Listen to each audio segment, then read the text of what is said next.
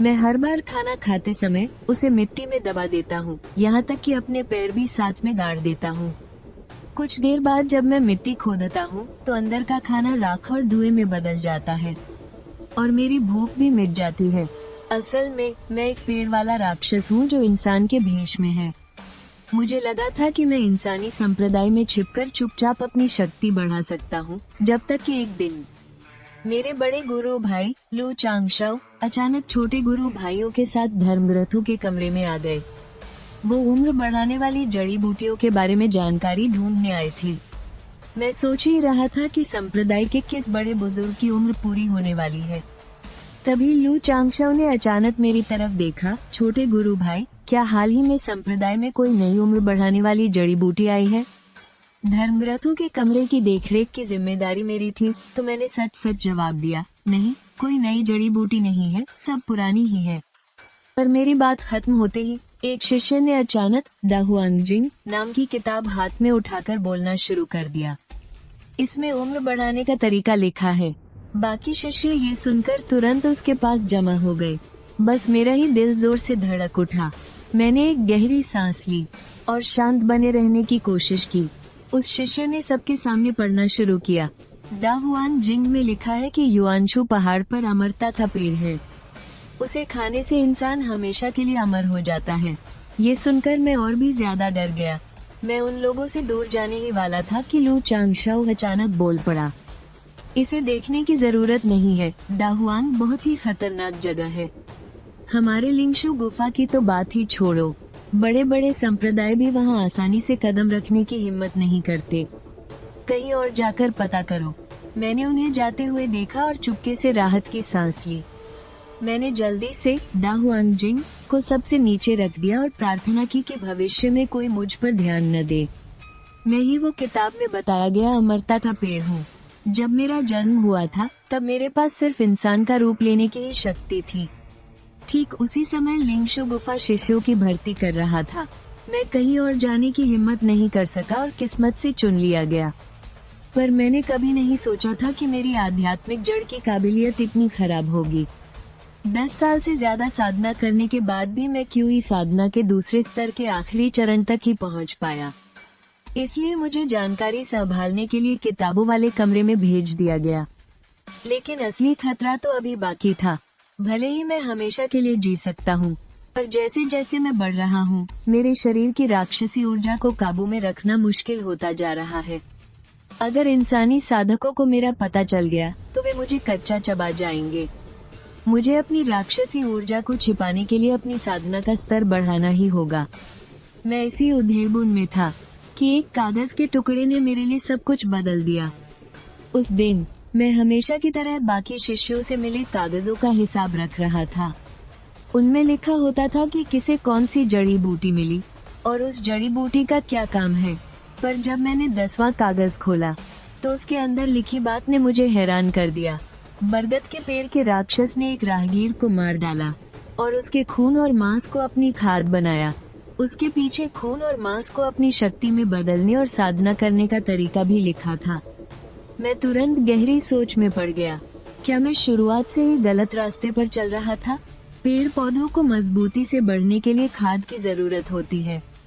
क्या मुझ जैसे पेड़ वाले राक्षस को भी इसकी जरूरत है? इससे पहले मैं हमेशा इंसानों की तरह गोलियां खाकर और क्यूई की साधना करके ही शक्ति बढ़ाता आया था। मैंने खून और मांस को शक्ति में बदलने का वो तरीका बस याद कर लिया, पर तुरंत उसकी साधना शुरू नहीं की, क्योंकि मेरे पास अभी खाद का इंतजाम नहीं था। मुझे अगले महीने तक इंतजार करना पड़ा। संप्रदाय हर महीने साधना का सामान बांटता है। मुझे हर महीने बस एक मामूली सी क्यूई साधना की गोली मिलती है। रात होने पर मैंने पहले बरगद के पेड़ वाले राक्षस की साधना का तरीका आजमाने का फैसला किया। जैसे ही आध्यात्मिक ऊर्जा की किरणें मेरे शरीर में जाने लगी, मैंने उत्साह से अपनी आंखें खोली। ये तो संप्रदाय की लिंगशु शुवांगोंग से 2 गुनी तेज थी। आखिर एक राक्षस को राक्षसों वाले तरीके ही अपनाने चाहिए। मैं साधना जारी रखने ही वाला था कि अगले ही पल में अचानक रुक गया। मेरे शरीर में थोड़ी सी राक्षसी ऊर्जा बढ़ गई थी और मेरे डेंटियन के अंदर पेड़ वाले राक्षस की शक्ति जैसे ही लिंगशु शुवांगोंग से टकराई, वो पूरी तरह से खत्म हो गई। जब तक मैं अपनी पुरानी साधना को खत्म न कर दूं, तब तक दोनों तरीकों से एक साथ साधना करना नामुमकिन है। मैं बिस्तर पर लेटा सोच रहा था, अपनी दिव्य शक्तियों को खत्म करना नामुमकिन है। पूरे शरीर में आसुरी ऊर्जा भरना भी ठीक नहीं होगा, इसलिए अगले दिन सुबह सुबह मैं जल्दी से पुस्तकालय पहुंचा और जब मैं सिर झुकाए हल ढूंढ रहा था, तभी लू चांगशो अचानक एक किताब लेकर मेरे पास आए। छोटे भाई, यह असुरों की भाषा 3 दिन के अंदर सीख लो। मैंने हैरानी से पूछा, ये सीखकर क्या करना है? मुझे लगा था कि बड़े भाई ने मेरी पेड़ असुर वाली पहचान जान ली है, लेकिन उन्होंने बस एक रहस्यमयी मुस्कान दी और कहा, 3 दिन बाद मैं तुम्हें असुर साधकों से पूछताछ करने ले जाऊंगा। इसमें तुम्हारा ही फायदा है। मैंने राहत की सांस ली। मैं तुरंत मान गया। जब तक मैं पकड़ा नहीं जाता, तब तक सब ठीक है। लेकिन मेरी हैरानी का ठिकाना नहीं रहा जब मैंने असुरों की भाषा वाली किताब पर बस एक नजर डाली। एक एक अक्षर मेरे दिमाग में गहराई से छप गया, जैसे मैं इसे जन्म से ही जानता हूँ। तीसरे दिन बड़े भाई वादे के मुताबिक मुझे लिन जियानफेक की जेल में ले गए। जैसे ही मुझे पूछताछ वाले कमरे में लाया गया, उन्होंने बस एक बात कही, ये तुम्हारे हवाले है। इतना कहकर वो मुड़कर चले गए। कमरे में सिर्फ क्यों ही रिफाइनिंग स्टेज के निये छियू भाई थे। पता नहीं किस वजह से उन्हें असुरों से पूछताछ करने के लिए भेजा गया था। उन्होंने बड़ी सफाई से कोठरी से एक तेंदुए असुर को पकड़ा और उसे यातना देने वाले औजार के लोहे के हुक पर लटका दिया। तेज दर्द से वो तेंदुआ असुर तुरंत होश में आ गया। वो गुस्से से दहाड़ने के लिए मुंह खोलने ही वाला था कि उसका सामना एक बेरहम बेद से हुआ। निये छियू ने तंजिया मुस्कान के साथ कहा, मैं तुम्हें सलाह देता हूँ कि शांत रहो। इस तरह मेरी भी थोड़ी मेहनत बच जाएगी। लेकिन किसे पता था कि मैं धीरे से निये भाई को याद दिलाऊंगा, वो माफी मांग रहा है। निये छियू एक पल के लिए चौंक गए और थोड़ा संदेह के साथ बोले, क्या सच में? वो कह रहा है कि उसने बस कुछ लोगों को खाया है और हमारे लिंगशु डोंगटियान को कभी नाराज नहीं किया। मैंने अनुवाद करना जारी रखा। जल्द ही यातना के कारण तेंदुए असुर ने अपनी साधना का तरीका बता दिया। मैंने सब कुछ लिख लिया और निये छियू ने संतुष्टि से सिर हिलाया। उससे पूछो कि उसने लोगों को नुकसान क्यों पहुंचाया। तेंदुए असुर ने ईमानदारी से जवाब दिया, इंसान का मांस और खून एक बेहतरीन टॉनिक है। मुझे लगा था कि तेंदुए असुर को छोड़ दिया जाएगा, लेकिन अनुवाद सुनने के बाद निये छियू आग बबूला हो गए। उन्होंने एक ही वार में तेंदुए असुर को मार डाला। मुझे मासूमों को नुकसान पहुंचाने वाले इन असुरों से सबसे ज्यादा नफरत है। ये इसी लायक है कि हम इनके जीवन सत्व को निकालें। जैसे जैसे एक के बाद एक असुरों से पूछताछ होती गई, मैंने देखा कि चाहे वो किसी भी तरह का असुर हो, आखिर में वो मांस और खून के लालच से बच नहीं पाता था और लोगों को नुकसान पहुंचाने के रास्ते पर चल पड़ता था, और उन सब का अंजाम निये छियू के एक ही वार से मौत होता था। अभी तो मैं खुद को ही मुश्किल से बचा पा रहा हूँ, इसलिए जाहिर है कि हमदर्दी के लिए मेरे पास वक्त नहीं था। मैंने उनकी साधना के सारे तरीके लिख लिए और साथ ही मेरे मन में एक सवाल उठा, हमारा संप्रदाय अचानक असुरों की साधना के तरीकों में इतनी दिलचस्पी क्यों ले रहा है? जब दोपहर के आराम का समय हुआ, निये छियू ने खुशी खुशी मुझे खाने पर बुलाया। असुरों की भाषा जानने वाला कोई हो तो काम सच में बहुत आसान हो जाता है। पहले तो जान भी ले लो, तब भी कुछ समझ नहीं आता था। दोपहर के खाने के बाद निये छियू ने और असुरों से पूछताछ नहीं की, बल्कि मुझे असुरों की लाशों को ठिकाने लगाने में मदद के लिए बुलाया। जो हिस्से दवाई बनाने के काम आ सकते थे, उन सबको इकट्ठा कर लिया गया। मजबूत हड्डियों को भी पैक करना था। भविष्य में उनसे हथियार या कुछ और बनाया जा सकता था। जो थोड़े बहुत बेकार टुकड़े बचे थे, वो हमारे थे। निये छियू ने एक बड़ी बाल्टी मांस और खून से भरकर मुझे दी। इसे ले जाओ, पकाकर खा लेना। तुम्हारे क्यों ही रिफाइनिंग स्टेज के लिए ये थोड़ा काम आएगा। मेरी आंखें थोड़ी फैल गईं। तो ये था वो फायदा जिसके बारे में लू चांगशाओ ने बात की थी। अच्छा ये हुआ, मुझे अपनी साधना के लिए पोषण की जरूरत थी। हम शाम तक काम में लगे रहे। मैं मांस और खून की बाल्टी लेकर अपनी लकड़ी की कुटिया में वापस आ गया।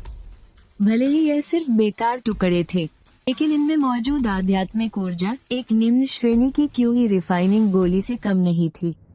मैंने लकड़ी की बाल्टी में रखे मांस और खून को देखा और धीरे से अपनी दाहिनी हथेली उसके अंदर डाल दी। अगले ही पल मेरा दाहिना हाथ तुरंत जड़ों में बदल गया और फिर असुर मांस शोधन विधि का इस्तेमाल करके तेजी से उस मांस और खून को सोखने लगा।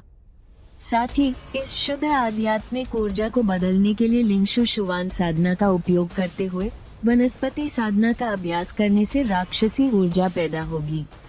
जब तक कोई समाधान नहीं मिल जाता तब तक मुझे लिंगशु शुवान साधना करनी होगी और इससे स्वर्ग और पृथ्वी की आध्यात्मिक ऊर्जा को सोखने की प्रक्रिया भी बच जाती है। सीधे इसे साधने से मेरी साधना की गति भी दोगुनी हो गई। सच में दानव मांस और खून को सोखकर तेजी से तरक्की करते हैं।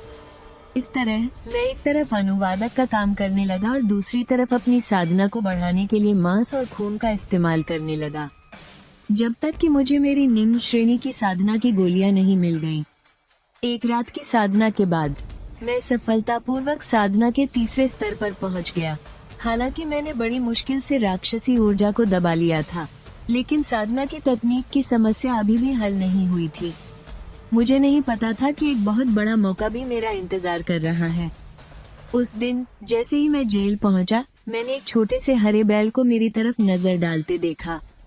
फिर उसने जल्दी से अपनी आंखें बंद कर ली। मैं जांचने के लिए आगे बढ़ने ही वाला था कि नीचू ने हंसते हुए कहा, छोटे भाई, क्या तुम बीफ खाना चाहते हो? बाहर के शिष्यों ने एक बैल दानव पकड़ा है।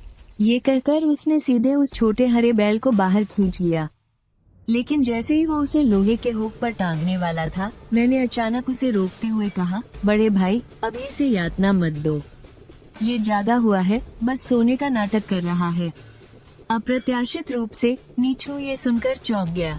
वह तेजी से पीछे हटा। छोटा हरा बैल भी डरकर अपनी आंखें खोल बैठा। यातना के औजार देखकर बैल की आंखों में खौफ भर गया। दवा लेने के बाद भी यह जागा हुआ है? क्या ये स्थापना अवस्था का कोई महान दानव है? नीचू ने अजीब तरह से कहा, पहले मैं इससे पूछता हूँ। ये कहकर मैंने दानव जाति की आम भाषा में पूछा, अपनी साधना की विधि और तुम्हें ज्ञान कैसे प्राप्त हुआ, ये बताओ। सच सच बताओ। लेकिन न जाने क्यों वह छोटा हरा बैल मुझे हैरानी से देखने लगा। मैं अपनी बाहें सिकोड़ने से खुद को रोक नहीं पाया। क्या ये समझ नहीं पा रहा है? किसे पता था कि ये देखकर नीचू की आंखों में ठंडक आ गई। क्या ये बहुत जिद्दी है? तो फिर मैं यातना का इस्तेमाल करता हूँ। ये कहकर उसने पास पड़ा बेत का कोड़ा उठा लिया। छोटा हरा बैल डर के मारे जमीन पर लेट गया, कांप रहा था और उसके मुंह से अजीब आवाजें निकल रही थी। ये सुनने के बाद मेरा चेहरा अचानक बदल गया। बड़े भाई, ये प्राचीन दानव भाषा है। वो पूछ रहा है कि हमने उसे क्यों पकड़ा। असल में इस हरे बैल ने एक और सवाल भी पूछा था। उसे मेरे अंदर से एक अपनेपन का एहसास क्यों हो रहा है? मैंने इस सवाल को जानबूझकर नजरअंदाज कर दिया। ये सुनकर नीचू का चेहरा अचानक खुशी से खिल उठा। यह एक प्राचीन दानव का बच्चा है। प्राचीन दानवों को पुरानी रक्त परंपरा विरासत में मिलती है। रक्त परंपरा जितनी मजबूत होती है, प्रतिभा उतनी ही भयानक होती है। लेकिन जल्द ही उसने फिर से बाहें सिकोड़कर कहा, उससे पूछो कि उसके माता पिता कहाँ हैं। अगर उसके माता पिता आसपास हुए तो हमें निश्चित रूप से इसे सम्मान के साथ वापस भेजना होगा। एक वयस्क प्राचीन दानव से हम लिंगशु गुफा के लोग बिल्कुल भी पंगा नहीं ले सकते। मेरा अनुवाद सुनने के बाद छोटे हरे बैल ने मासूमियत से कहा, मैंने अपने माता पिता को कभी नहीं देखा। मैं पहाड़ों में ही पैदा हुआ था। ये जानने के बाद नीचू तुरंत मुड़ा, छोटे भाई, तुम यही इंतजार करो, मैं जाकर इसकी सूचना देता हूँ। गुरुवर ने संतुष्टि से सिर हिलाया। बहुत अच्छे, बहुत अच्छे। भविष्य में मैं तुम्हारा गुरु तुम्हें निश्चित रूप से एक महान दानव राजा बनाऊंगा। मुझे थोड़ी जलन हुई। मेरी अपनी पहचान किसी प्राचीन दानव से कम नहीं है। खैर छोड़ो, अगर उन्हें पता चल गया कि मैं जीवन वृक्ष हूँ तो शिष्य बनाना तो दूर की बात है। शायद वे मुझे वहीं जिंदा निगल जाएंगे। लेकिन इस बार मैं खाली हाथ भी नहीं रहा। गुरुवर ने मुझे यूं ही एक बोतल उच्च श्रेणी की साधना की गोलियां दे दी। फिर छोटे हरे बैल को ले जाते हुए उन्होंने कहा, ये गुरुवर पहले अपने शिष्य को लेकर जा रहा है। ये कहकर वो छोटे हरे बैल को लेकर चले गए और आसमान में उड़ गए। नीचू ने प्रशंसा के साथ कहा, हाँ, मुझे भी बहुत जलन हो रही है। दोनों ही दानव हैं, फिर भी व्यवहार में इतना बड़ा अंतर क्यों है? रात होने पर मुझे हमेशा की तरह खून और मांस से भरी एक बाल्टी मिली, लेकिन जाते समय नीछू ने मुझे चेतावनी दी, उस उच्च कोटि की साधना गोली के बारे में किसी को मत बताना। याद दिलाने के लिए शुक्रिया, सीनियर, मैंने हाथ जोड़कर कहा। उच्च कोटि की साधना गोली साधना के 7वें स्तर के शिष्यों के लिए होती है। लू चांगशाओ जैसे छठे स्तर के शिष्य को भी हर महीने सिर्फ मध्यम कोटि की साधना गोलियां ही मिलती है। मैंने कभी नहीं सोचा था कि जैसे ही मैं अपनी लकड़ी की झोपड़ी में वापस आऊंगा, मुझे लू चांगशाओ वहाँ मेरा इंतजार करते हुए मिलेगा। सुना है तुमने एक प्राचीन दानव खोजा है। एल्डे ने तुम्हें जरूर काफी अच्छा इनाम दिया होगा। उसे लगा था कि मैं इनाम अपने पास छिपा लूंगा, लेकिन उसने नहीं सोचा था कि मैं खुद ही वो गोलियां उसे दे दूंगा। लू चांगशाओ ने शीशी खोली। जब उसने देखा कि उसमें 10 गोलियां हैं, तो वो हैरान होकर बोला, तुमने इसमें से एक भी नहीं ली? सीनियर, आपने ही तो मुझे दानवी भाषा सीखने को कहा था, तभी तो मुझे वो प्राचीन दानव मिला। मैं तो यही सोचकर परेशान था कि ये आपको कैसे दूं। मैंने सम्मान दिखाने का नाटक करते हुए जवाब दिया। ये सुनकर उसने सिर हिलाया और एक चीनी मिट्टी की शीशी निकाली। मैं तुम्हारी चीजें मुफ्त में नहीं लूंगा।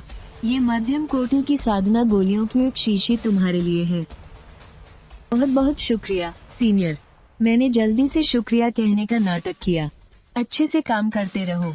भविष्य में अगर कोई अच्छा मौका आया, तो मैं तुम्हें याद रखूंगा। लू चांगशाओ ने ये कहकर संतुष्टि के साथ चला गया। अपनी मौजूदा ताकत के साथ मैं सिर्फ सब कर सकता हूँ और धीरे धीरे विकसित हो सकता हूँ। एक चिरंजीवी पेड़ होने के नाते मेरे पास जिसकी कोई कमी नहीं है, वो है समय। सुबह होते होते मैंने मांस के टुकड़ों और 2 मध्यम कोटि की गोलियों को पचा लिया और आसानी से साधना के 4थे स्तर पर पहुंच गया। इसके बाद मैं लकड़ी की बाल्टी लेकर जेल की ओर भागा। लेकिन किसने सोचा था कि नीछू के पहले शब्द ही मुझे अपनी जगह पर जमा देंगे। तुम्हारी गोलियां लू चांगशाओ ने छीन ली, है ना? तुम्हारी हैसियत और रुतबे को देखते हुए तुम उस उच्च कोटि की गोली को अपने पास नहीं रख सकते थे। मैं अपनी त्योरियां चढ़ाने से खुद को रोक नहीं पाया। सीनियर लू बहुत दयालु है। उन्होंने मुझे बदले में मध्यम कोटि की गोलियों की एक शीशी भी दी। लेकिन नीछू ने हंसकर कहा, हाँ, वो तो बहुत बड़ा दानी है। 10 मध्यम कोटि की गोलियां भी एक उच्च कोटि की गोली के बराबर नहीं होती। पर हम जैसे लोगों की किस्मत में जुल्म सहना ही लिखा है। लेकिन उसे ये देखकर हैरानी हुई कि मैं बस हल्का सा मुस्कुराया। मैंने दिखाया कि मुझे नुकसान की परवाह नहीं है। हालांकि मुझे भी वो उच्च कोटि की गोली चाहिए थी, लेकिन मैं अच्छी तरह जानता हूँ कि सुरक्षा सबसे पहले आती है। अगर मैं ईमानदारी से गोलियां नहीं देता, तो कम से कम बुरी तरह पिटता और वो मुझसे छीन ली जाती। और अगर लड़ाई में मुझे चोट लग जाती और मेरी दानवी ऊर्जा बाहर आ जाती, तो मेरे लिए सिर्फ मौत ही बचती। वैसे भी मेरे पास धीरे धीरे साधना करने के लिए बहुत समय है। इसलिए मैंने सीनियर से पूछा, क्या आज आप मुझे थोड़े और मांस के टुकड़े दे सकते हैं? नीछू थोड़ा हैरान हुआ। यह एक बाल्टी तुम्हारे लिए काफी नहीं है? लेकिन मैंने उसकी मजबूत मांसपेशियों की ओर इशारा करते हुए कहा, मैं आजकल अपने शरीर को मजबूत बना रहा हूँ। मुझे बहुत सारे खून और मांस की जरूरत है। मैं भी सीनियर की तरह एक परफेक्ट शरीर चाहता हूँ। असल में मेरे दिल में एक और बात छिपी थी। मैं एक ऐसा हजारों साल पुराना पेड़ बनना चाहता हूँ जिसे कोई तोड़ न सके। मेरी तारीफ काम कर गई। अच्छे छोटे भाई, तुम्हारी नजर काफी तेज है। मैं भी आजकल ये खा खा कर ऊब गया हूँ। ये सब तुम ले लो। नीछू को भी छोटे हरे बैल की वजह से एल्डर से इनाम मिला था, इसलिए फिलहाल उसे इन मांस के टुकड़ों की कोई जरूरत नहीं थी। मैंने जल्दी से उसे धन्यवाद दिया। देर रात तक मैं 2 बड़ी बाल्टियां लेकर अपनी झोपड़ी में वापस आया। इस बार एक बाल्टी जानवरों के अंदरूनी अंगों की भी थी। उसमें मांस के टुकड़ों से कहीं ज्यादा ऊर्जा थी। मैंने तुरंत अपने हाथों को जड़ों में बदल दिया और एक ही समय में दोनों बाल्टियों से पोषक तत्वों को सोखने लगा। ऊर्जा की लहरें मेरे पूरे शरीर में समा गईं और मेरी चेतना के सागर में उस छोटे हरे पेड़ पर भी गहरे लाल रंग की खूनी ऊर्जा की एक झलक आ गई। जब तक कि मेरा मांस और खून पूरी तरह से घुलकर साफ नहीं हो गया, शरीर साधना भी आधिकारिक तौर पर क्यूई साधना के पहले स्तर पर पहुंच गई। मैंने अपनी मजबूत त्वचा को चुटकी काटकर देखा। अब ये क्यूई साधना के पहले स्तर के हमले को रोक सकती है, लेकिन ये काफी नहीं है। मैंने शरीर साधना को अंत तक ले जाने का फैसला किया। जब तक मैं काफी मजबूत हूँ, कोई भी मुझ जैसे पेड़ को खा नहीं पाएगा। इस तरह आधे महीने तक शांति से साधना करने के बाद मैं सफलतापूर्वक QE साधना के 5वें स्तर पर पहुँच गया। मेरी शरीर साधना भी QE साधना के दूसरे स्तर पर पहुँच गई। मुझे लगा था कि मैं हमेशा छिपा रह सकता हूँ, जब तक कि मैं अजेय न हो जाऊं। फिर एक दिन लू चांगशू अचानक मेरे पास आया। छोटे भाई, बाद में नीयू वेदाओ तुमसे भाषा सीखने आएगा। मैं चौंक गया। क्या यह वही छोटा हरा बैल है? लू चांगशू ने मुस्कुराते हुए मेरी तरफ देखा। हाँ, सही कहा। जब एल्डर उसे ले गए तो उन्होंने उसे नीयू वेदाओ नाम दिया। उन्होंने पाया कि भाषा की वजह से उससे बात करना बहुत मुश्किल था। पहले तो वो उसे सिखाने के लिए दूसरे शिष्यों को ढूंढना चाहते थे, लेकिन मेरे जोर देने पर ये फैसला किया गया कि तुम उसे सिखाओगे। बड़े भाई, इस अवसर के लिए आपका धन्यवाद। छोटे भाई, तुम जानते हो ना कि क्या करना है। बड़े भाई की इस मदद का एहसान मैं हमेशा याद रखूंगा। मैंने बहुत आभारी होने का नाटक किया। लू चांगशू एक बार फिर संतुष्ट होकर चला गया, और जब नियेसी को इस बारे में पता चला तो उसने उत्साह से कहा, अरे ये तो अच्छी बात है। वो हरा बैल आजकल बहुत मशहूर है। उसका दर्जा तो लगभग पंथ प्रमुख के निजी शिष्य चांग चुन के बराबर हो गया है। बस उसका स्वभाव थोड़ा गुस्सैल है। उसे बोलना सिखाने वाले सभी शिष्य घायल हो गए थे। मैं थोड़ा हैरान था। चांग चुन तो वो जीनियस है जो 7 दिनों में QE साधना के पहले स्तर पर पहुंच गया था।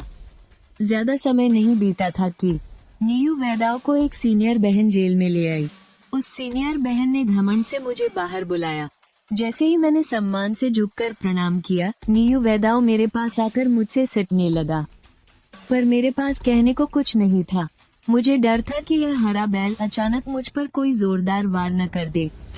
लेकिन कौन जानता था कि यह नजारा देखकर उस सीनियर बहन का रवैया काफी नर्म पड़ गया। छोटे भाई नीयू को अच्छे से बोलना सिखाना, मैं शाम को उसे लेने आऊंगी।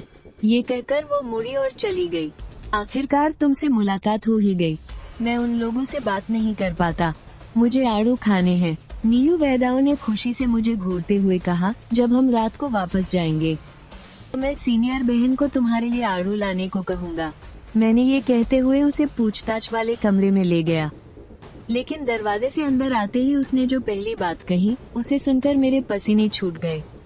मुझे तुम्हारे आसपास इतना अपनापन क्यों महसूस होता है? बाकी लोगों के साथ ऐसा महसूस नहीं होता। मुझे भी नहीं पता। शायद हमारा कोई कनेक्शन है। मैं बस टालमटोल वाला जवाब दे सका। एक दानव होने की मेरी पहचान किसी भी हाल में सामने नहीं आनी चाहिए। मैं बस इस बैल से दूर रहना चाहता था। ये पहला है जिसने मेरे बारे में कुछ अजीब महसूस किया है। इसके बाद मैंने दानवों से पूछताछ जारी रखी। ये देखकर नीयू वेदाओ ने उत्सुकता से पूछा, तुम ये सब क्यों लिख रहे हो? मैंने लिखते लिखते जवाब दिया, पंथ ने ये सब रिकॉर्ड करने के लिए कहा है। उन्हें इन दानव वंश की साधना तकनीकें चाहिए। पता नहीं किस लिए। तो फिर तुम उनकी बात क्यों मान रहे हो? क्या इसलिए कि तुम पंथ को हरा नहीं सकते?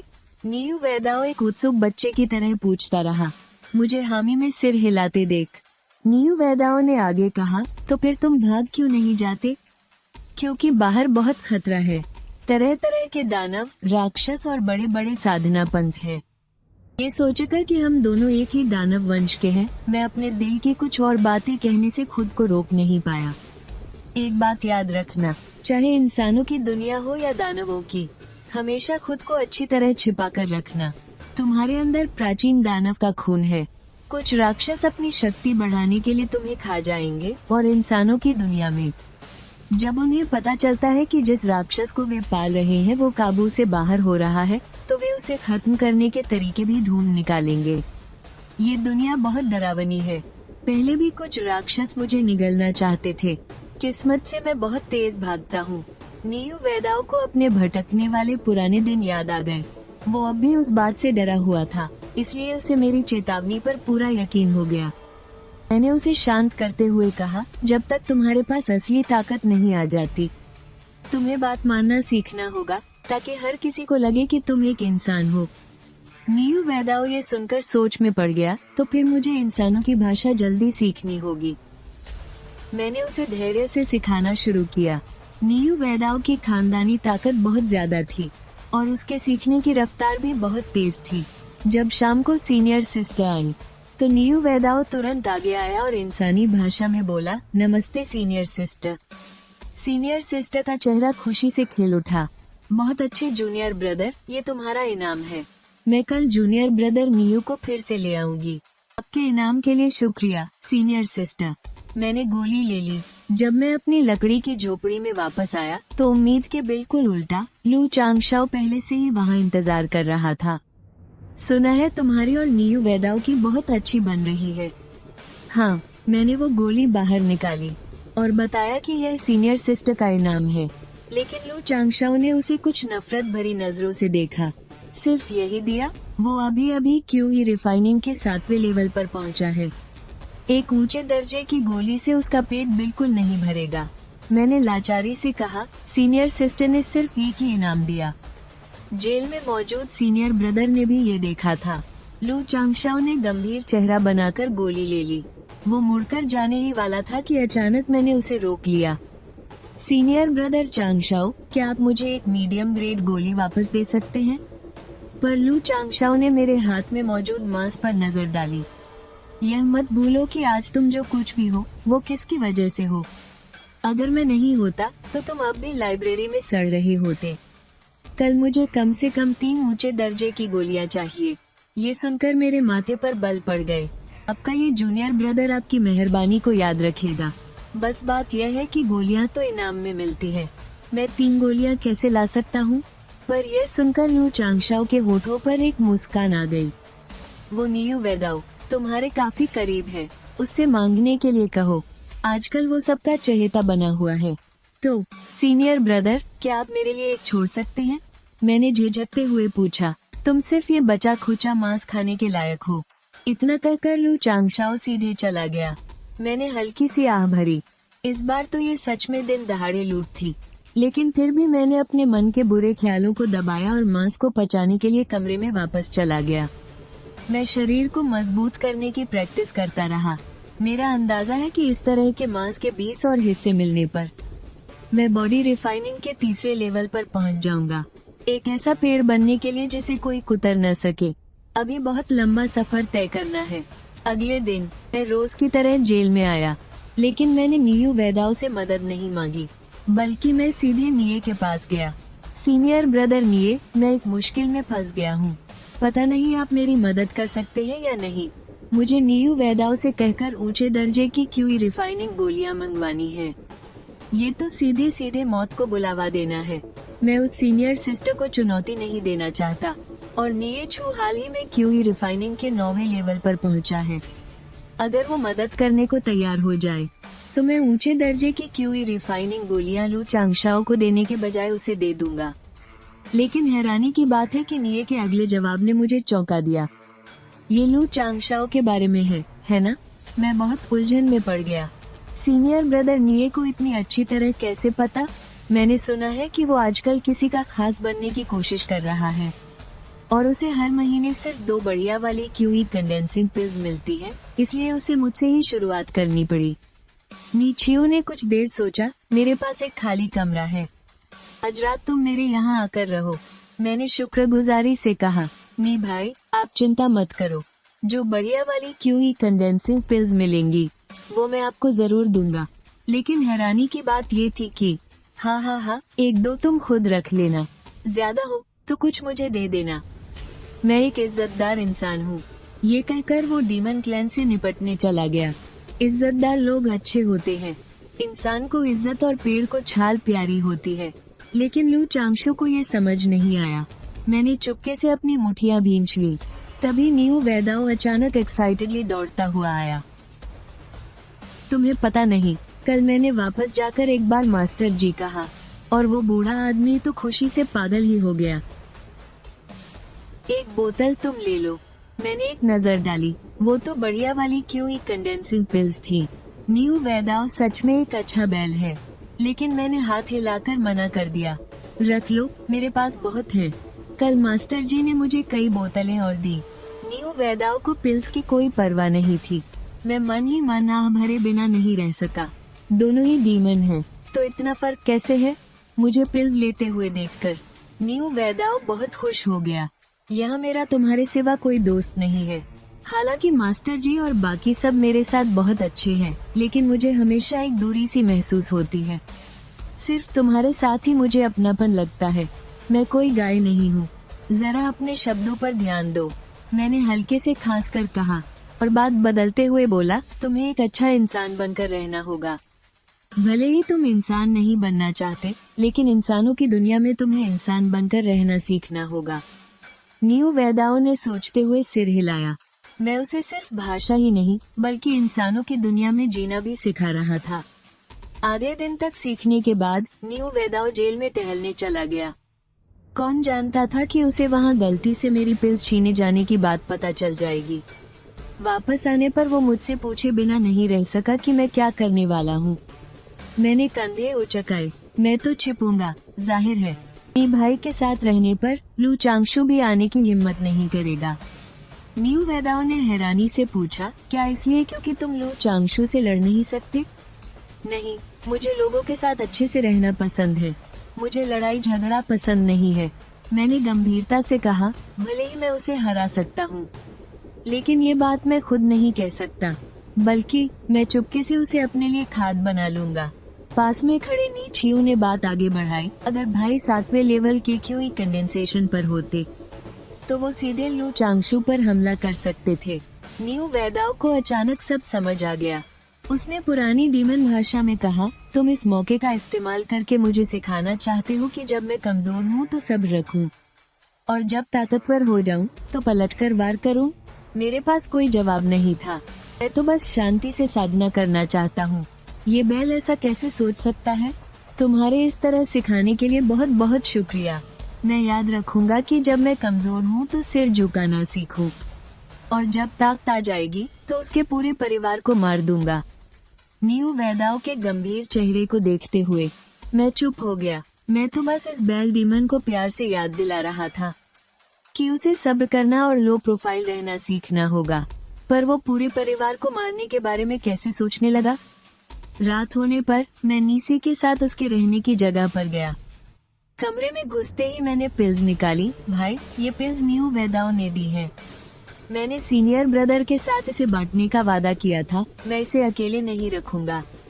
नीस ने बेमन से 5 गोलियां निकाली और बची हुई 5 मुझे वापस कर दी। तुम भी न, सच में तुम्हारा कुछ नहीं हो सकता। मैं साधना करने के लिए अपने कमरे में वापस जाने ही वाला था कि अचानक उसने 10 चीनी मिट्टी की बोतलें निकाल ली।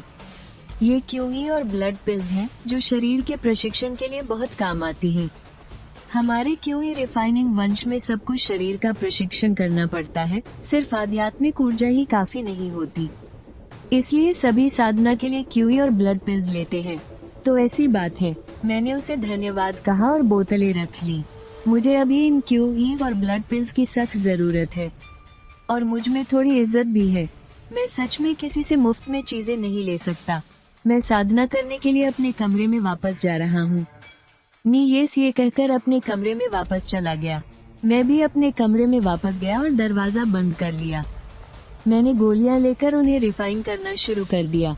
जिसने मुझे हैरान किया वो ये था कि एक क्यूई और ब्लड पिल मांस और खून के 6 हिस्सों के बराबर थी। आखिरकार 3 क्यूई और ब्लड पिल्स को रिफाइन करने के बाद मैं शरीर के प्रशिक्षण के तीसरे स्तर पर सफलतापूर्वक पहुंच गया।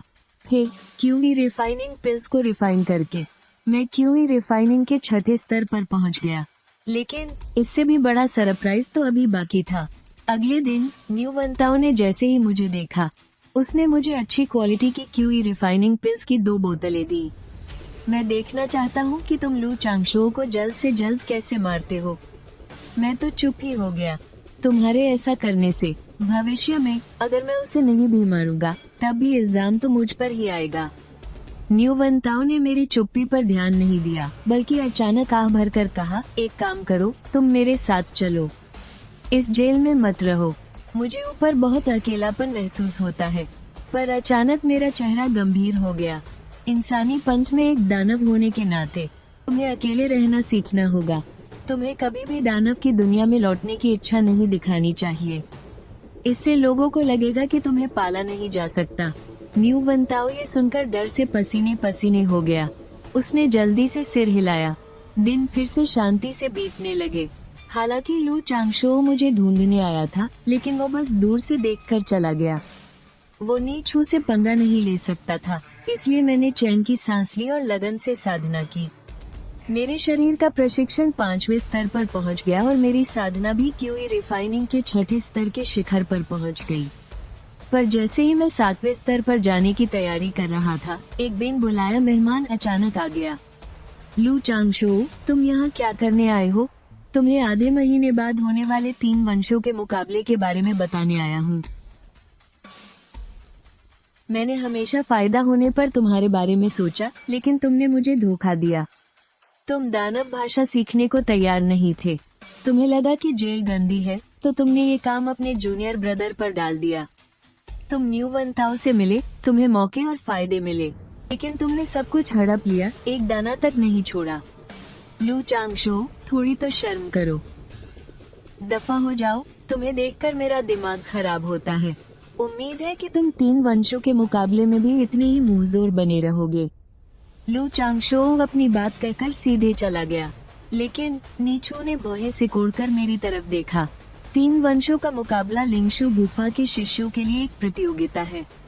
शायद तुम इसका इस्तेमाल करके जेल से बाहर निकल सकते हो। अगर न्यू वंताओ तुम्हारी मदद करे, तो शायद तुम किसी एल्डर को अपना गुरु भी बना सकते हो। लेकिन लू चांगशो तुम्हारे लिए मुश्किलें जरूर खड़ी करेगा। पर उसे जिसकी उम्मीद नहीं थी, वो ये था कि मैं हंसा और बोला, तो क्या मैं बस जाऊंगा ही नहीं?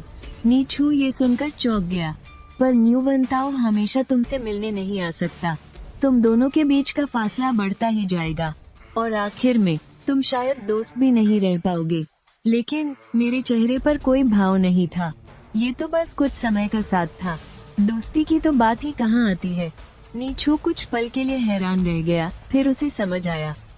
हाँ, तुम्हारी यही बेपरवाही वाली आदत, मॉडल यू वेदाओ तुम्हारे करीब आएगा और एल्डर बाई तुम्हें उससे दोस्ती करने की इजाजत देंगे। अगर तुम इसका फायदा उठाकर ऊपर चढ़ने की कोशिश करते, तो सीनियर सिस्टर तुम्हें कब का साफ कर चुकी होती। मैंने उसकी बात का जवाब नहीं दिया, बल्कि बात बदलकर पूछा, सीनियर ब्रदर, क्या आप 3 सेट की प्रतियोगिता में हिस्सा लेकर इस जेल से बाहर निकलना चाहते हैं? निक्यू ने साफ साफ कहा, बिल्कुल, मैं क्यूई रिफाइनिंग के 9वें स्तर के शिखर पर पहुंच चुका हूं। बस मुझे अपने सेट के टॉप 10 में जगह बनानी है, तो मुझे एक फाउंडेशन एस्टेब्लिशिंग पिल मिल जाएगी, जिससे फाउंडेशन एस्टेब्लिशमेंट स्टेज पर पहुंचने की उम्मीद है। मैं थोड़ा हैरान था। सीनियर ब्रदर, आपका टैलेंट भी तो बुरा नहीं है, तो फिर आप जेल में कैसे पहुंच गए? लेकिन निक्यू ने अपना सिर हिला दिया। उसने ज्यादा कुछ नहीं कहा। ये देखकर मैंने भी ज्यादा नहीं पूछा। एक राक्षस होने के नाते एक बात हमेशा याद रखनी चाहिए, कभी भी बहुत ज्यादा उत्सुक नहीं होना चाहिए। अगले दिन न्यू वेदाओ को भी 3 सेट की प्रतियोगिता के बारे में पता चल गया। मुझे देखते ही उसने रहस्यमय अंदाज में कहा, अपनी ताकत तेजी से बढ़ाना चाहते हो? मेरे मास्टर ने फैसला किया है कि मैं और सीनियर ब्रदर चांगचुन एक साथ लिंगशु सीक्रेट रेल में जाएंगे। मैंने सुना है कि अंदर बहुत ही दुर्लभ और कीमती फल है, लेकिन जाहिर है वहाँ खतरा भी है। लेकिन मैंने सिर हिलाकर कहा, तुम्हारी इस मदद के लिए शुक्रिया, पर मैं नहीं जाना चाहता। मैं बस आराम करना चाहता हूँ। कौन जानता था कि न्यू वेदाओ अपने मन में ही कहानियाँ बनाने लगेगा। मैं समझ गया, तुम तब तक सब्र करना चाहते हो जब तक तुम बदला लेने के काबिल नहीं हो जाते, और फिर तुम हमला करोगे। मैं चुप हो गया। ये बैल राक्षस इतनी जिद पर क्यों अड़ा है कि मैं बदला लेना चाहता हूँ? अगर तुम ऐसे ही करते रहे, तो मेरी ताकत काफी होने पर भी मुझे तुम पर हाथ उठाना मुश्किल हो जाएगा। न्यू वेदाओ ने कहना जारी रखा, कल मैं अपनी ताकत बढ़ाने के लिए सीक्रेट रेल में जा रहा हूँ। मास्टर चाहते हैं कि मैं प्रतियोगिता में अच्छी रैंक हासिल करूँ, और अच्छा होगा कि मैं चांगचुन को भी हरा दूँ। यहाँ पहुँचकर न्यू वेदाओ ने अचानक धीमी आवाज में कहा, मुझे लगता है कि उस चांगचुन के साथ कुछ गड़बड़ है। वो जैसा सुना है वैसा जीनियस नहीं लगता। लेकिन मेरा चेहरा तुरंत गंभीर हो गया। इंसानों को अपने राज छिपाना पसंद होता है। याद रखना, ज्यादा छानबीन मत करना, क्योंकि इंसान अपने राज को राज रखने के लिए उस राज को जानने वाले इंसानों और राक्षसों को मारने का कोई न कोई तरीका ढूंढ ही लेते हैं। न्यू वेदाओ ने जोर से सिर हिलाया। समझ गया। अगर कोई फायदा हो तो पता लगा लेना चाहिए। उसकी बात सुनकर मैं चुप हो गया। क्या मुझे उसकी समझदारी की तारीफ करनी चाहिए? आखिरकार न्यू वेदाओ चला गया। जाने से पहले उसने मुझे फिर से बेहतरीन क्वालिटी वाली क्यूई कंडेंसिंग पिल्स की 3 बोतलें दी। ये बैल अच्छा बैल है। उम्मीद है कि वो मेरी बात मानेगा, कुछ समय और सब्र करेगा। जब मैं अपनी जगह वापस लौटा, मैं फिर से लू चांगशू से मिला। सीनियर ब्रदर चांगशू, तुम तो सच में हर पल मुझ पर नजर रख रहे हो। लेकिन लू चांगशू मुझे घूरता रहा। अगर तुम नहीं होते तो अभी लिंगशू सीक्रेट रेल में जाने वालों में से एक में होता। मैंने शांति से कहा, ये तो बहुत बुरी बात है सीनियर ब्रदर, आपकी तो सारी मेहनत पर पानी फिर गया। मेरे इतना कहते ही गुस्से में लू चांगशू हमला करने ही वाला था, लेकिन उसने थोड़ी दूर पर नी क्वियू को देख लिया और वो फिर से शांत हो गया। 40 दिन बाद तुम्हें रिफाइनिंग पीक पर वापस जाना होगा। तब तुम्हारी रक्षा करने वाला कोई नहीं होगा। देखता हूँ तुम क्या करते हो। इंसान का लालच कभी खत्म नहीं होता। मैंने अपना सिर हिलाया और वहाँ से चला गया। चांगशिंग ट्री का भी अपना एक मिजाज है। 10 दिन बाद नीक्वियू को वाकई तैयारी करने के लिए रिफाइनिंग पीक पर वापस जाना पड़ा। अच्छी बात ये थी कि जाने से पहले उसने मेरे लिए ग्रेट फॉर्मेशन को चालू कर दिया था। जूनियर ब्रदर, तुम शांति से अपनी साधना करो, मेरे वापस आने का इंतजार करना। अगर मैं फाउंडेशन एस्टेब्लिशिंग पिल हासिल कर सका और सफलतापूर्वक फाउंडेशन एस्टेब्लिश कर पाया, तब तुम्हारे पास साधना के लिए एक अलग कमरा होगा। उस समय मेरे साथ साधना करना। पर उसे बिल्कुल अंदाजा नहीं था कि उसकी बातों ने एक सोए हुए इंसान को जगा दिया था। अगर उन दानव वंश की हड्डियों को परिष्कृत किया जा सकता है, तो मैं खुद को एक जादुई हथियार की तरह क्यों नहीं बना सकता? मैंने मन ही मन फैसला कर लिया कि भविष्य में नीसी से साधना का तरीका अच्छे से सीखूंगा। लेकिन अभी मुझे सबसे बड़े खतरे से निपटना होगा। नीच्यू को गए ज्यादा देर नहीं हुई थी।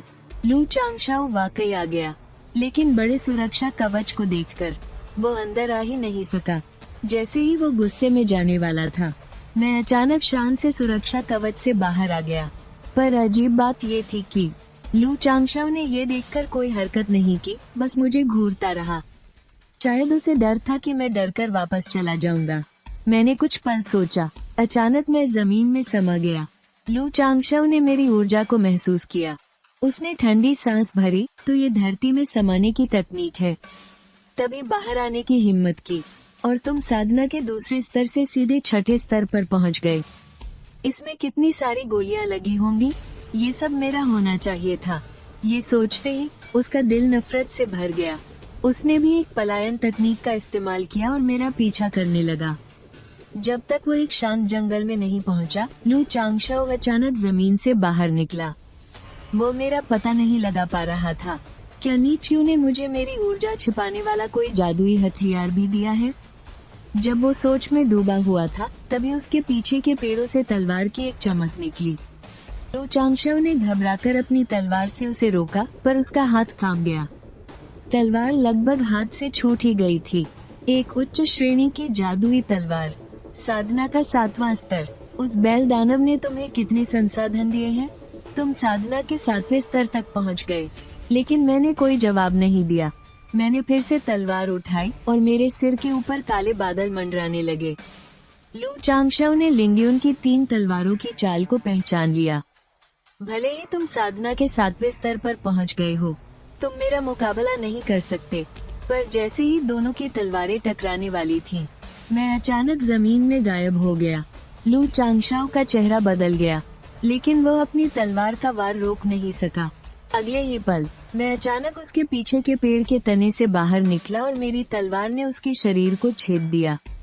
सीनियर भाई, मैं सिर्फ धरती में समाना ही नहीं जानता। लू चांगशाओ दर्द से तड़पता हुआ जमीन पर गिर गया। तुम नीच कहीं के, लेकिन मैं बस हल्का सा मुस्कुराया।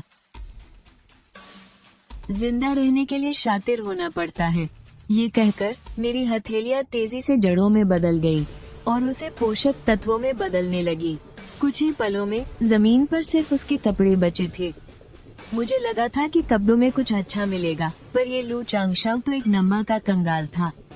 एक भी गोली नहीं थी, बस एक लंबी तलवार थी। वहाँ सब कुछ साफ करने के बाद मैं जल्दी से अपनी जगह पर लौट आया। पर जब मैंने अपना ध्यान अपने मन में लगाया तो जो मैंने देखा उससे मैं चौंक गया। मैंने सोचा नहीं था कि साधना के 7वें स्तर के साधक के पोषक तत्व इतने ज्यादा होंगे। एक यू चांगशाओ की कीमत एक बोतल से ज्यादा खून और ऊर्जा की गोलियों के बराबर थी। इसने मुझे सीधे शारीरिक साधना के 7वें स्तर पर पहुंचा दिया। मेरे दिमाग में पेड़ दानव के असली शरीर का खूनी रंग और बढ़ गया और वो ज्यादा मजबूत और लचीला हो गया। खून और ऊर्जा की घनी शक्ति चौंकाने वाली थी। मैंने अपनी आंखें खोली। मैंने अपने दोनों हाथों से पास रखे उच्च श्रेणी के जादुई हथियार को छुआ। खून की लकीरों को देखकर मैं कुछ सोचकर परेशान हो गया। उच्च श्रेणी के हथियार के मुकाबले यह अभी भी थोड़ा कम है। मैं अभी भी अपने ही स्तर के जादुई हथियारों को तोड़ सकता हूँ। मुझे सीनियर भाई नी से हथियार बनाना सीखने का मौका ढूंढना ही होगा। जब उन दानव वंश की हड्डियों से हथियार बन सकते हैं, मैं एक पेड़ वाला दानव भी ऐसा कर सकता हूँ। खुद को एक जादुई हथियार की तरह तैयार करूँ। कोई दिक्कत नहीं होनी चाहिए, है ना? मेरे 2 दिन तक शांति से साधना करने के बाद बैल दानव नियो वेदाओ अचानक आ गया। मैं थोड़ा चौंक गया। तुम लिंगशु सीक्रेट रेलम से बाहर आ गए? लगता है तुमने बहुत तरक्की की है। लेकिन नियो वेदाओ की पहली बात सुनकर ही मेरा माथा ठनका। अगर मैं किसी की चीज चुरा लूं, तो मुझे क्या करना चाहिए? मुझे कुछ गड़बड़ लगी। मैंने अंदाजा लगाते हुए पूछा, तुमने कहीं सबसे बड़े सीनियर भाई चांगचुन से तो कुछ नहीं चुराया? नियो वेदाओ ने सच में सिर हिलाया, लेकिन मुझे मजबूर किया गया था। वो कमीना मुझे अपना गुलाम बनाना चाहता था। शुक्र है गुरु ने मुझे बचाने के लिए एक कीमती चीज दी थी। गुस्से में मैंने अपनी शक्तियों को जगाया और उस कीमती चीज की मदद से उसे बुरी तरह घायल कर दिया और उसकी जादुई दवा चुरा ली। मैं चुप हो गया। मेरे चेहरे का रंग उड़ गया था। नियो वेदाओ ने आगे कहा, लेकिन एक बात कहूँ, वो जादुई दवा सच में बहुत असरदार है। उसकी वजह से मैं साधना के 7वें लेवल पर पहुंच गया हूँ। भले ही चांगचुन अब 8वें लेवल पर है, पर अब वो मेरा मुकाबला नहीं कर सकता। मैंने एक गहरी सांस ली और पूछा, चांगचुन ने तुम्हें और परेशान नहीं किया? लेकिन नियो वेदाओ ने गर्व से कहा, उसने मुझ पर छिपकर हमला किया था। किसी और को पता नहीं है और इसी वजह से मैंने उसकी जादुई दवा चुरा ली। ये सुनकर मैंने थोड़ी राहत की सांस ली। जब ये सब अकेले में हुआ है तो ऐसा मान लो कि कुछ हुआ ही नहीं। अगर तुम इस बारे में अपने गुरु को बताओगे भी तो वो भी तुम्हें चुप रहने के लिए ही कहेंगे। नियो वेदाओ हैरान था। मैं चांगचुन को हरा सकता हूँ, तो फिर मैं चुप क्यों रहूं? अगर मैं उसे सबके सामने हरा दूं, तो शायद मैं उसकी जगह लेकर सबसे बड़ा सीनियर भाई भी बन सकता हूँ। मेरे गुरु भी मेरा साथ देंगे। लेकिन उसे हैरानी हुई जब मैं बस हंस दिया। यह इतना आसान नहीं है। भले ही तुम चांगचुन को हरा सकते हो, पर क्या तुम उसके गुरु, संप्रदाय के लीडर को हरा सकते हो? तुम्हारे गुरु तुम्हारी मदद करेंगे, तो क्या संप्रदाय के लीडर चांगचुन की मदद नहीं करेंगे? तुम्हारे गुरु सिर्फ फाउंडेशन स्टेज पर हैं, लेकिन लीडर तो गोल्डन कोर स्टेज पर हैं। दोनों के बीच एक बहुत बड़े लेवल का फर्क है। वेदाओ को अचानक सब समझ आ गया। उसने सहमति में सिर हिलाया, पर उसकी अगली बात सुनकर मेरे होश उड़ गए। तुम सही कह रहे हो, लेकिन उस चांगचुन में वाकई कुछ गड़बड़ है। मैंने उसके अंदर से दानवी ऊर्जा महसूस की है। मेरा दिल जोर से धड़क उठा। क्या संप्रदाय सच में दानवों की साधना के तरीकों पर रिसर्च कर रहा है और चांगचुन पहला साधक है? फिर मैंने उसे धीरे से याद दिलाया, बस ऐसा दिखावा करो कि तुम कुछ नहीं जानते। थोड़ा नासमझ बनने का नाटक करो, तभी तुम लिंगशु गुफा में ज्यादा अच्छे से रह पाओगे। नियो वेदाओ ने पलकें झपकाई। तो क्या अब मेरे पास एक राज है? हाँ, अब तुम्हारे पास एक राज है। जब तुम अपने गुरु से बात करो तो सिर्फ ये कहना कि चांगचुन ने तुम्हें नुकसान पहुंचाने की कोशिश की। जादुई दवा के बारे में कुछ मत बताना। ये सुनकर नियो वेदाओ फिर से उलझन में पड़ गया। पूरी बात क्यों न बताऊं? मेरी आवाज गंभीर थी। वैसे भी सिर्फ चांगचुन को ही पता है। तुम बस मरते दम तक इनकार कर देना। नियो वेदाओ ने जोर से सिर हिलाया। मैं याद रखूंगा। मैंने हाथ हिलाया। तो फिर वापस जाओ। आगे से मुझसे मिलने इतनी आसानी से मत आना। तुम एक प्राचीन दानव जीनियस हो। मैं तो बस एक मामूली चेला हूँ। कौन जानता था कि यह सुनकर नियो वेदाओ अपनी भौहें सिकोड़ लेगा। मॉडल, हम दोस्त हैं। मैंने गंभीरता से उसकी पीठ थपथपाई। अगर रुतबे और हैसियत में बहुत ज्यादा फर्क हो तो वो दोस्त नहीं होते। सोच में डूबे नीयू वेदाओ को देखकर मैं वापस कमरे में जाने के लिए मुड़ने ही वाला था, लेकिन तभी उसने अचानक मुझे रोक लिया। अरे हाँ, तुमने 36 मार्शल आर्ट प्रतियोगिता के लिए नाम लिखवाया है। क्या तुम सबके सामने लू चांगशाओ को हराना चाहते हो? मैं पूरी तरह से हैरान रह गया। नहीं, मैंने कब नाम लिखवाया? किस बदमाश ने मेरा नाम लिखवा दिया? मेरी पहचान वाली तख्ती के बिना नाम कैसे लिखवाया गया? रुको, मैं वापस जाकर तुम्हारे लिए पूछता हूँ। ये कहकर वो चला गया, लेकिन मेरी त्योरियां चढ़ गईं। आखिर यह किसने किया? 36 मार्शल आर्ट प्रतियोगिता। इस तरह सबके सामने आने वाला काम मुझ जैसा अमर पेड़ वाला दानव कैसे कर सकता है? दुनिया जानती है कि अमर पेड़ को खाने से अमरता मिल सकती है, लेकिन मैं सीधे सीधे मना भी नहीं कर सकता। 36 मार्शल आर्ट प्रतियोगिता सेक्ट के लिए बहुत जरूरी है। नाम लिखवा कर न जाना, यह एक बहुत बड़ा जुर्म है। वहीं दूसरी तरफ नीयू वेदाओ जैसे ही अपने गुरु बाई यूचुआन के घर पहुंचा, वो तुरंत फूट फूट कर रोने लगा। गुरुजी, आपके शिष्य के साथ अन्याय हुआ है। तुम्हें किसने परेशान किया? लिनशु सीक्रेट रेल में चांगचुन ने मुझे अपना गुलाम बनाने की कोशिश की। शुक्र है गुरुजी, आपके दिए हुए तरीकों की वजह से मैं अपनी जान बचा पाया। उसकी इतनी हिम्मत। मैं तुम्हारा गुरु, तुम्हें अभी सेक्ट लीडर के पास ले चलता हूँ। गुरुजी, शांत हो जाइए। आपके शिष्य को थोड़ा दुख सहना पड़े तो कोई बात नहीं। चांगचुन सेक्ट लीडर का शिष्य है। सेक्ट लीडर जरूर उसी का पक्ष लेंगे। आखिर में यह मामला रफा दफा हो जाएगा। मैं तुम्हारा गुरु किसी काम का नहीं हूँ। तुम्हारे साथ अन्याय हुआ। गुरुजी, आप पहले से ही अपने शिष्य के लिए बहुत अच्छे हैं। आपका शिष्य बस चाहता है कि गुरुजी खुश रहें और आपके साथ अच्छे से साधना करना चाहता है। ये सुनने के बाद बाई यूचुआन का चेहरा भावुक हो गया। ऐसा प्राचीन दानव शिष्य मिलना वाकई उसकी खुशकिस्मती है, लेकिन ये सोचकर कि वो अपने शिष्य का बदला नहीं ले सकता। बाई यूचुआन ने मन ही मन आह भरी। वो अपने शिष्य को बस और ज्यादा देखभाल दे सकता था। इस तरह नीयू वेदाओ को साधना के लिए ढेर सारे संसाधन और खुद की रक्षा के तरीके मिल गए। वो मन ही मन सोचने से खुद को रोक नहीं पाया। मैंने उसे अच्छी तरह सिखाया है। बस कुछ ही शब्दों से उसे ढेर सारे संसाधन मिल गए। वो सच में उसका एक अच्छा दोस्त है, लेकिन उसने कभी सोचा भी नहीं होगा कि उसका अच्छा दोस्त एक बड़ी मुसीबत में पड़ गया है। 36 मार्शल आर्ट प्रतियोगिता का दिन आ ही गया। मुझे प्रतियोगिता की जगह पर जाना ही पड़ा। मंच पर सेक्ट लीडर ने शांति से घोषणा की, सेक्ट की बड़ी प्रतियोगिता अब शुरू होती है। एक एक करके शिष्य मंच पर कूद पड़े। उनके हाथों में तलवार वाली एक तख्ती थी। मेरे हाथ में भी एक थी। मैंने लाचारी से एक आह भरी। मैं 10 नंबर के मंच पर गया और हिस्सा लेने वाले दूसरे शिष्यों के साथ धैर्य से इंतजार करने लगा। मैंने देखा कि उनमें से सबसे कमजोर भी क्यूई रिफाइनिंग के 7वें स्तर पर था और उन सब ने सेक्ट की कई तकनीकें सीखी थी। ये देखकर मेरा चेहरा उतर गया। दोपहर तक आखिर में मेरी बारी आई। मेरा मुकाबला क्यूई रिफाइनिंग के 7वें स्तर के मध्य चरण वाले हान जियुआन से था। मैंने हाथ जोड़कर कहा, छोटे भाई, बड़े भाई को मेरा प्रणाम। लेकिन पता नहीं क्यों हान जियुआन उतना मिलनसार नहीं था। उसने ताना मारते हुए कहा, सुना है कि नीयू वेदाओ से मिलने से पहले तुम क्यूई रिफाइनिंग के दूसरे स्तर पर थे। सोचा नहीं था कि आज तुम इस मंच पर खड़े होने की हिम्मत करोगे। पर तुम तो एक एहसान फरामोश इंसान हो। उस समय एक बड़े भाई ने तुम्हें दानवों की भाषा सीखने दी और एक मौका दिया था। नीयू वेदाओ के साथ उठने बैठने के बाद तुम तुरंत उस बड़े भाई को भूल गए, और तो और तुमने उसे जलील करके उससे सारे रिश्ते भी तोड़ दिए। ये सच में किसी काम का नहीं है। सीनियर हान, कोई रहम मत करना। तुम्हारी काबिलियत तो पैदाइशी ही कम है, बस औषधियों के दम पर जबरदस्ती खुद को बेहतर बनाया है। आज मैं उस सीनियर की तरफ से तुम्हें तुम्हारी असली औकात दिखाऊंगा। इसके बाद जेल में ही सड़ना। मैंने अपनी बाहें सिकुड़ी और मेरे दिल में तुरंत सब कुछ साफ हो गया। हान जियुआन को जरूर लू चांगशाओ ने भेजा होगा। इस प्रतियोगिता की जिम्मेदारी बड़े एल्डर की है और लू चांगशाओ बड़े एल्डर के ही गुट का है, इसलिए हर तरह की साजिश करना बहुत आसान है।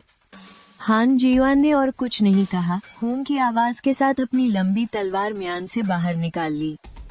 पल भर में तलवार की रोशनी हर तरफ फैल गई और दसियों तलवार की रोशनियां सीधे मुझ पर झपटी।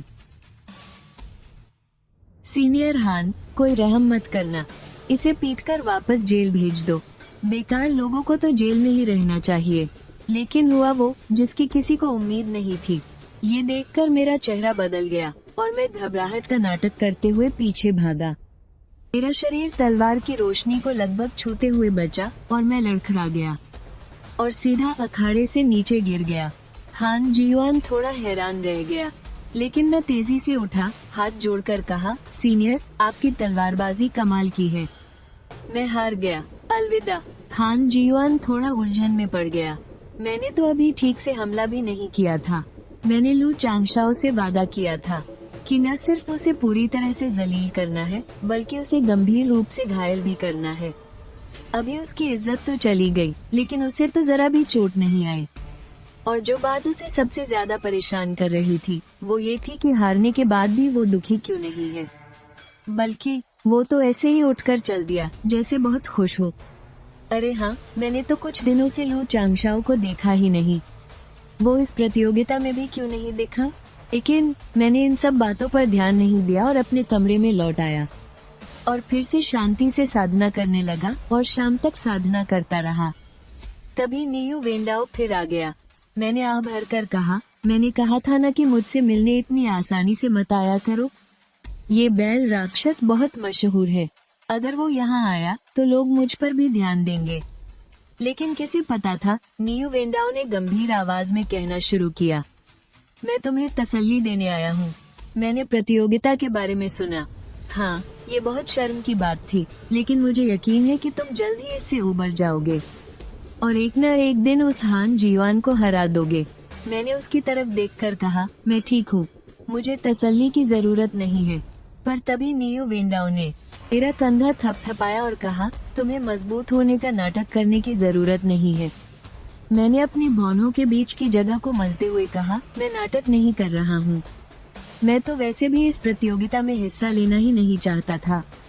अगर सबके सामने मुझे चोट लग जाती तो जीवन वृक्ष से खून बहने लगता। मैं उस नजारे की कल्पना भी नहीं कर सकता। नियू वेंडाओ को नहीं पता था कि मैं क्या सोच रहा हूँ। वो बस थोड़ा निराश था। मैं तो सोच रहा था कि तुम एक अच्छी रैंक हासिल करोगे और हम साथ में साधना करेंगे। लेकिन मैंने गंभीर होकर जवाब दिया, तुम्हें ये समझना होगा कि तुम एक जीनियस हो। तुम्हारी किस्मत में शिखर पर पहुंचना लिखा है। तुम मुझ जैसे बेकार इंसान पर ध्यान नहीं दे सकते। भविष्य में मैं शिमाई जाऊंगा और सीनियर निएचिओ के साथ अस्त्र बनाना सीखूंगा। एक अस्त्र बनाने वाला बनूंगा। यही मेरी पूरी जिंदगी होगी। ये तो बहुत अफसोस की बात है। मैं ही अकेला ऐसा इंसान था जिसके वो करीब महसूस करता था। जब मैं उसे जाने के लिए कहने ही वाला था, उसने अचानक धीमी आवाज में कहा, एक दिन जब मैं राक्षस कुल में वापस जाऊंगा तो क्या तुम मेरे साथ चलोगे? उस समय मैं गुरुजी को भी साथ ले चलूंगा। लेकिन उसे हैरानी इस बात की हुई कि यह सुनने के बाद मेरी आंखें सिकुड़ गईं। तुम्हारे मन में ऐसा ख्याल बिल्कुल नहीं आना चाहिए। तुम अब इंसानों के पंथ में हो। भविष्य में चाहे किसी से भी बात करो, तुम्हारे गुरु भी अब दोबारा ऐसी बातें नहीं कह सकते। इस बार मैं ऐसा मान लूंगा कि मैंने कुछ सुना ही नहीं। मैं समझ गया। यू वेदाओ ने एक गहरी सांस ली और तेजी से वहाँ से चला गया। उसके मन में अब भी दानव जाति की दुनिया में लौटने का ख्याल था, भले ही उसके गुरु उसके लिए कितने भी अच्छे क्यों न हो। लेकिन फिर भी वो अपने दिल के अकेलेपन को बदल नहीं सका। पलक झपकते ही आधा महीना बीत गया। मेरी क्यूई साधना 7वें स्तर के मध्य चरण में पहुंच गई है, लेकिन मेरी शारीरिक साधना अभी भी 7वें स्तर के शुरुआती चरण में ही है। क्यूई और खून की गोलियों और मांस खून के पोषण के बिना तरक्की बहुत धीमी है। और सीनियर भाई नीचू भी लौट आए। उनके चेहरे पर मुस्कान छाई हुई थी। मैंने हाथ जोड़कर कहा, बधाई हो सीनियर भाई नी, आपने 3 धाराओं की मार्शल प्रतियोगिता में एक झूजी डैन जीती है। नीचू जोर से हंसे, हाँ, मुझे झूजी डैन मिल गई है और अब मैं क्यूई धारा में वापस भी जा सकता हूँ। जब मैं अपना आधार स्थापित कर लूंगा तो तुम्हें क्यूई धारा में क्यूई साधना के लिए ले जाऊंगा। बहुत बहुत शुक्रिया सीनियर भाई। मैंने आदर से धन्यवाद दिया। मुझे लगा था कि वो अपना आधार स्थापित करने की जल्दी में होगा, पर मैंने नहीं सोचा था कि वो इतने गर्व से बोलेगा। शुरुआत में मैंने किसी के साथ क्यूई साधना का एक मुकाबला किया था। हारने वाले को अपना आधार स्थापित करने से पहले क्यूई धारा में लौटने की इजाजत नहीं थी। खुशकिस्मती से तुम्हारी दी हुई गोलियों की वजह से ही मैं क्यूई साधना के 9वें स्तर तक पहुंच पाया और जूजी डैन जीत सका। मुझे अचानक सब समझ आ गया। तो उस वक्त सीनियर भाई मुकाबला हार गए थे। तभी मैं सोचूं कि सीनियर भाई जेल में क्यों थे। उस विजेता का क्या हुआ? नीचू ने ये सुना और मुस्कुराते हुए बोला, उसे सिर्फ 11वां स्थान मिला, वो मेरे हाथों हार गया। इस बार मैं उससे एक कदम पहले अपना आधार स्थापित करूंगा। खैर छोड़ो ये सब, मैं साधना करने जा रहा हूँ। मेरे आधार स्थापना में सफल होने का इंतजार करो। नीचू इतना कहकर दूसरी मंजिल पर चला गया। आधे महीने बाद एक शक्तिशाली ऊर्जा ने मुझे अचानक जगा दिया। नीचू ने अपना आधार स्थापित कर लिया था। इस पल मुझे भी एक आधार स्थापित विशेषज्ञ की ताकत का अंदाजा हुआ। उन बुजुर्गों के बारे में सोचकर जिन्होंने कई साल पहले अपना आधार स्थापित किया था। उनकी ताकत निश्चित रूप से अथाह होगी। मुझे जल्द से जल्द अपनी ताकत बढ़ानी होगी ताकि मैं कुछ हद तक अपनी रक्षा कर सकूं। तभी नीचू कमरे से बाहर निकला। उसका पूरा शरीर एक शक्तिशाली ऊर्जा से घिरा था। चलो मैं तुम्हें क्यूई धारा में ले चलता हूँ। लिन जियानफेन से मैं बात कर लूंगा। शुक्रिया सीनियर भाई, तुम्हारे और मेरे बीच औपचारिकता की कोई जरूरत नहीं है। तुम तो मेरे लिए बहुत खास हो। इतना कहकर वो अपनी तलवार पर सवार हुआ, मुझे उठाया और स्पिरिट टूल पीक की ओर उड़ चला। जल्दी हम स्पिरिट टूल पीक पर बस गए और मैंने भी नीचू के साथ हथियार बनाना और संरचना तकनीक सीखना शुरू कर दिया। फिर एक दिन मैंने अचानक पूछा, सीनियर भाई, क्या आपको लगता है कि किसी जीवित चीज से हथियार बनाया जा सकता है? जैसे सीधे किसी आध्यात्मिक पेड़ को एक जादुई हथियार में बदल देना। लेकिन नीचू ने अपना सिर हिलाया और हंसते हुए कहा, बिल्कुल नहीं। असली आग से कोई भी जीवित चीज जलकर मर जाएगी। मैं चुप हो गया। शारीरिक साधना मुझे उसी स्तर के जादुई हथियारों के हमलों से नहीं बचा सकती थी। इसलिए मेरे मन में अचानक खुद को एक जादुई हथियार में बदलने का ख्याल आया। लेकिन अब ये रास्ता नामुमकिन लग रहा था। मुझे क्या पता था कि एक बहुत बड़ा खतरा भी मेरा इंतजार कर रहा था। लू चांगशाओ की लंबी तलवार मिल गई थी, लेकिन उस तलवार के अलावा और कोई चीज नहीं मिली। लू चांगशाओ गायब हो गया था। लिन जियानफेन ने भी जांच के लिए लोगों को भेजा। जाहिर है कुछ लोग मुझे ढूंढते हुए आए। जब मैं सोच ही रहा था कि इस शक से कैसे बचूं, तभी नीचू अचानक आगे आया और बोला, उस वक्त मैंने संरचना को सक्रिय कर दिया था। मैंने छोटे भाई को यह नहीं बताया था कि संरचना को कैसे नियंत्रित करना है। वो एक तरह से फंस गया था। नीचू के ये कहते ही मेरी सारी मुसीबत हल हो गई। जांच करने वाले शिष्यों के दूर चले जाने के बाद नीचू ने भौहें सिकोड़कर मेरी तरफ देखा। लू चांगशाओ को सच में तुमने तो नहीं मारा? मैंने बेबसी से मुस्कुराते हुए कहा। ये कैसे हो सकता है? वो क्यूई साधना के 7वें स्तर पर है। मैं उसका मुकाबला कैसे कर सकता हूँ? नीचू ने सिर हिलाया और ज्यादा सोचे बिना लू चांगशाओ का मामला आखिर में बिना किसी नतीजे के ही रह गया। मुझे भी पूरी तरह से राहत मिली और मैंने अपना ध्यान फॉर्मेशन और क्यूई साधना पर लगाया। 6 महीने बाद मेरी क्यूई साधना और शारीरिक साधना दोनों ही 7वें स्तर के शिखर पर पहुंच गई। मैं मध्यम श्रेणी की जादुई तलवारें कुशलता से बना सकता था और सभी तरह के फॉर्मेशन मुझे मुंह जबानी याद थे। इन 6 महीनों में हालांकि न्यू वंदाओ मुझे ढूंढने नहीं आया, लेकिन जब मैं कभी कभार पढ़ने के लिए पुस्तकालय जाता तो मुझे उसकी प्रतिभा की कहानियां सुनने को मिलती। 3 संप्रदायों की मार्शल आर्ट्स प्रतियोगिता में न्यू वंदाओ ने अपने स्तर से ऊपर जाकर क्यूई साधना के 9वें स्तर के एक शिष्य को हरा दिया और चांग चुन को हराकर पहला स्थान हासिल किया। और न्यू वंदाओ मेरी बात भी बहुत मानता था। वो अपने गुरु का बहुत आदर करता था और अपने सीनियर भाई बहनों का बहुत सम्मान करता था। वो एकदम परफेक्ट था। कुछ लोग तो ये भी कहते थे कि अगर वो एक राक्षस न होता तो संप्रदाय के लीडर का उत्तराधिकारी वो बन जाता। न्यू वंदाओ की कहानी तो अभी शुरू ही हुई थी। वो अक्सर अपने संप्रदाय के भाइयों को राक्षसों का संहार करने के लिए पहाड़ से नीचे ले जाता था, लेकिन मेरे बारे में जो उसका दोस्त था उसने कभी किसी से जिक्र नहीं किया, जैसे कि वो मुझे भूल गया हो। इस बात से मुझे बहुत खुशी हुई। आखिरकार अब मुझ पर किसी का ध्यान नहीं था, लेकिन फिर भी मैं आराम से नहीं बैठ सकता था। संप्रदाय में जीवन बढ़ाने वाली जड़ी बूटियों की मांग बहुत ज्यादा बढ़ गई थी, यहाँ तक कि वे अक्सर जीवन वृक्ष को खोजने के लिए टीमें बनाकर उजाड़ बंजर जमीन पर जाते थे। जब मैं अपनी साधना को बेहतर बनाने के बारे में सोच ही रहा था, तभी एक बाहरी मिशन ने मुझे एक अनचाहा तोहफा दिया। उस दिन न्येचू जैसे ही मिशन की दुकान से लौटा, वो मुझे 30 ली दूर जोंगयांग शहर ले गया। ये जगह दाचियान देश में आती है। शहर में आम लोग और साधक एक साथ रहते हैं। शहर पर 3 बड़े परिवारों का कब्जा है। इस समय न्येचू मुझे एक हवेली के सामने ले आया। एक बूढ़े आदमी ने हमें अंदर बुलाया। आंगन में एक पुराना विलो का पेड़ था। वहाँ विलो के पेड़ के नीचे एक आदमी और एक औरत भी ध्यान लगाकर साधना कर रहे थे। लिंगशु दोंगथियान के शस्त्र संप्रदाय का न्येचू, आप साथी साधक को मेरा प्रणाम। ये मेरा छोटा भाई है, मैं हूँ ल्यूचिंग, वो 2। ये मेरा छोटा भाई है, मैं हूँ ल्यूचिंग, वो 2। वो मेरे पोते लियू शियान और पोती लियू छिंगयुए हैं। जब उनकी साधना पूरी हो जाएगी तो वे आकर आपसे मिलेंगे। इसकी कोई जरूरत नहीं है। चलिए सीधे मुद्दे पर आते हैं। लियू छिंग ने सिर हिलाया।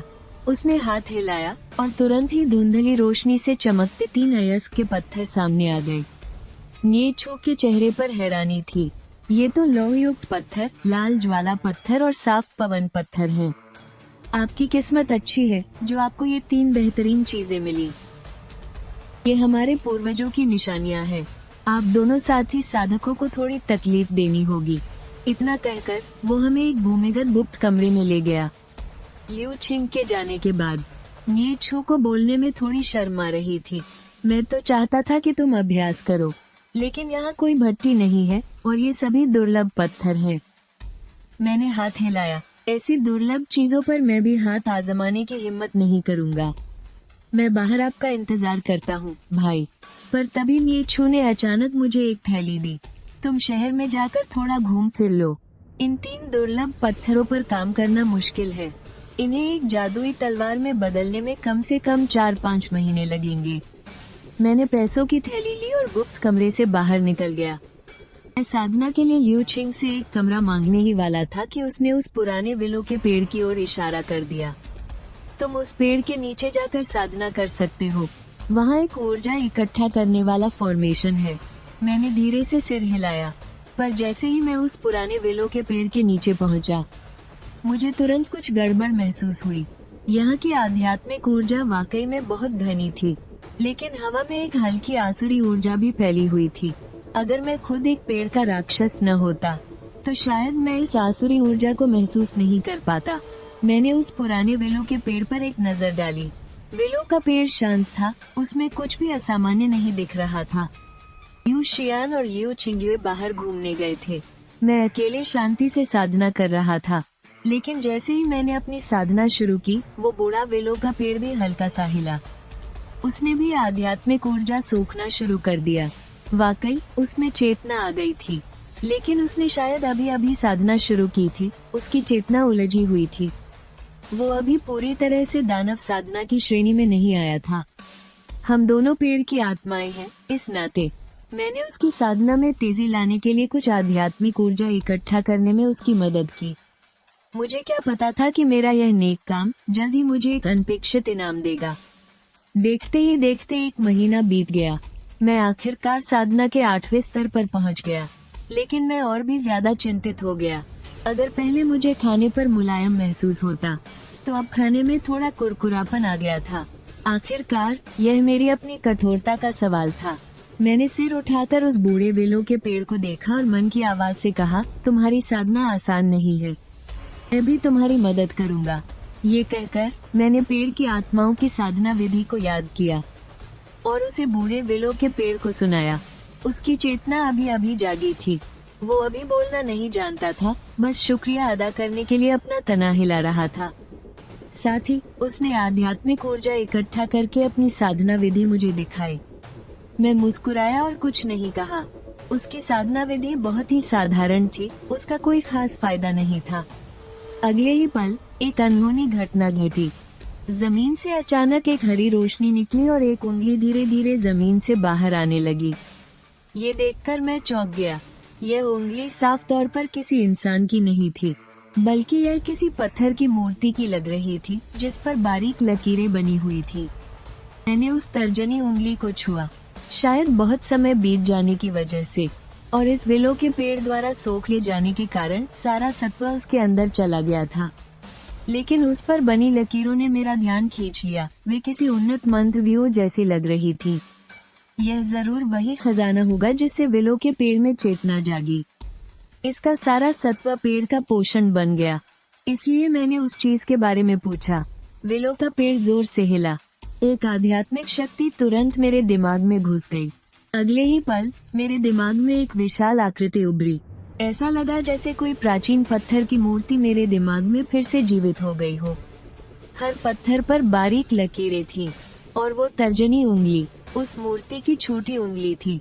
पर न जाने क्यों छोटी उंगली पर बनी लकीरों के अलावा मुझे बाकी कुछ भी साफ दिखाई नहीं दे रहा था। मेरा पूरा शरीर कांप गया। क्या उस शरीर पर बनी लकीरें प्राचीन दानव प्रतीक है? मेरे संप्रदाय के ग्रंथों में इसका जिक्र है। प्राचीन दानव प्रतीक वो विरासत है जो वंश में छिपी होती है, और ये तभी सामने आती है जब कोई प्राचीन दानव अपने वंश को जागृत करता है। यहाँ तक कि कुछ लोगों ने इनसे साधना की विधियाँ भी समझी हैं। मैंने अपने हाथ में मौजूद प्राचीन दानव की तर्जनी को देखा। हालांकि इसमें कोई सत्व नहीं बचा था, लेकिन इसने मुझे एक नई राह दिखाई। चूंकि मैं खुद को एक दिव्य अस्त्र में नहीं ढाल सकता, तो एक लंबी उम्र वाली पेड़ की आत्मा होने के नाते क्या मैं भी अपने शरीर पर प्राचीन दानव प्रतीकों की तरह ही प्रतीक अंकित कर सकता हूँ?